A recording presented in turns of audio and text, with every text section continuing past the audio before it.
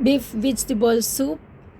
Ingredients: tomato, onion, ginger, garlic, carrots, celery, beef slice, thin beef slice, cabbage.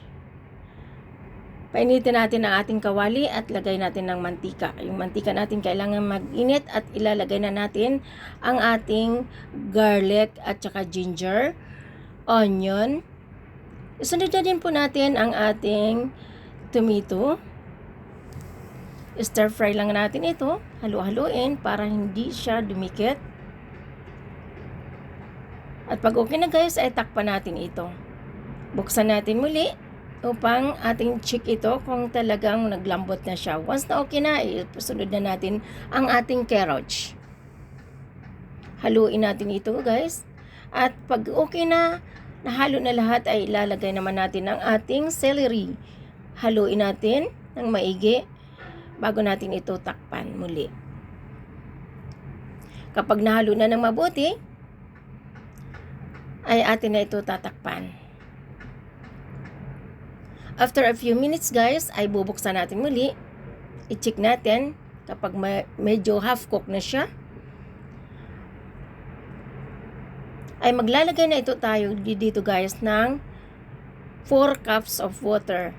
Depende po sa inyo kung gaano karami ang gusto nyong soup. Kapag naglagay na natin ng tubig, ay atin muli ito tatakpan. At hintayin natin itong kumulo.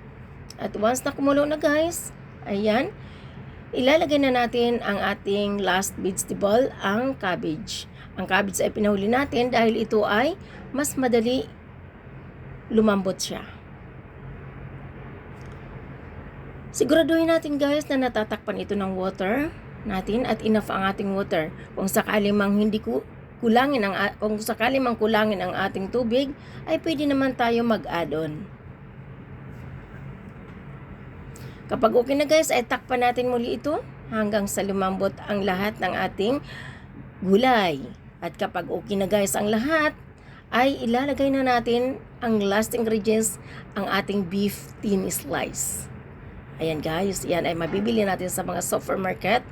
Ayan, very yummy yan. Masarap talaga guys yan. Medyo may kamahalan lang ang ating beef, pero talaga namang sulit.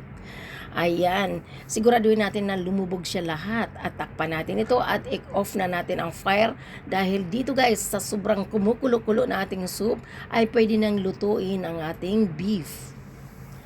At kapag okay na guys, bago natin ito ihain ay lalagyan natin ito ng guys ay maglalagay tayo ng konting salt and sugar. Thank you very much for watching. Please subscribe and follow me, comment below and likes.